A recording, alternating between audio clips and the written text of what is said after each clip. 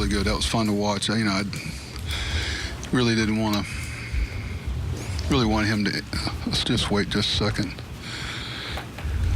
because I know I'm going to say something really important to them.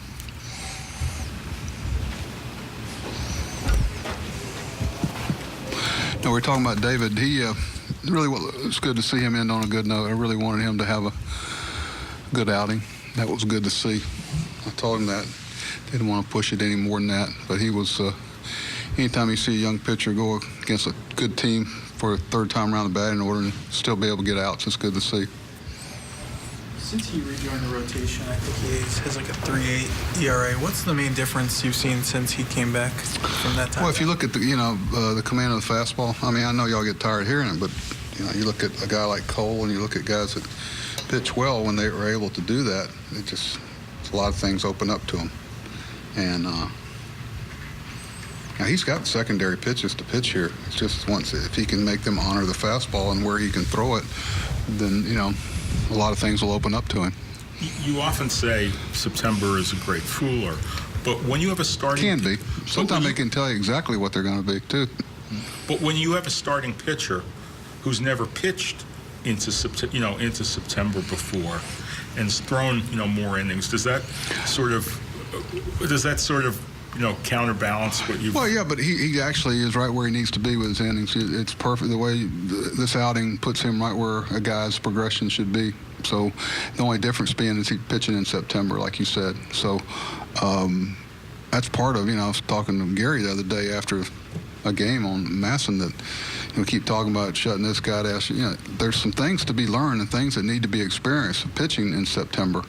And hopefully down the road pitching in October. I mean, there's some things that I know Dylan and some young pitchers, Gosman used to talk about, how important it was to pitch in September, in some cases October. So when you go into the off season, you know what you're preparing for. You realize what this is all about and why you need to do certain things, and not always more is better in spring training, know how long the season is. So, I think it's like you said, it's doubly good to see David, finishing up strong this late into the season, especially with the starts he's had. But his progression of innings pitched and starts is just where you couldn't really draw it up much more ideal, except for the fact that he pitched on into September.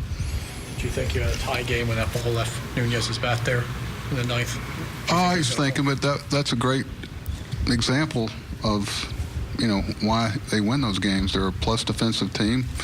We had a ball in left field we couldn't quite get to that fell, and then they had a ball they got to with Marisnik that didn't fall. And we had a young pitcher that walked a couple guys that came around to bite him. Tanner continues to, he's not, he fisted a guy and the guy muscled it out over the infield.